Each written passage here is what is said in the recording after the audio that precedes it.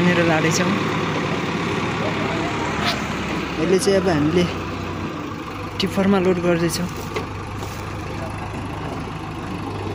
मेरो पहिलो भ्लगमै यहीबाट सुरुवात भयो। त्यति धेरै बोल्न चाहिँ आएन साथी हो, साट सपुट किन होला। त्यो च्याम्बर ठोकिला नि माथि गाबी हुन्थ्यो एकजना।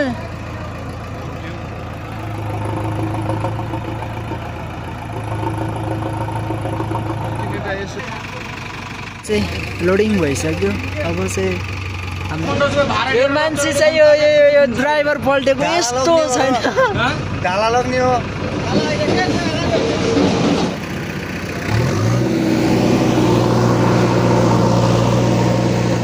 देख्न सक्नुहुन्छ यो ट्र्याक्टरको चाहिँ अगाडिको हिस्सा फोर व्हिल डिक्का हो।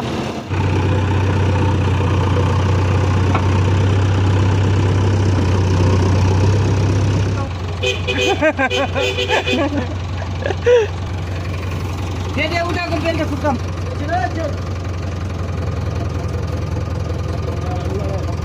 भन्न बोल्नै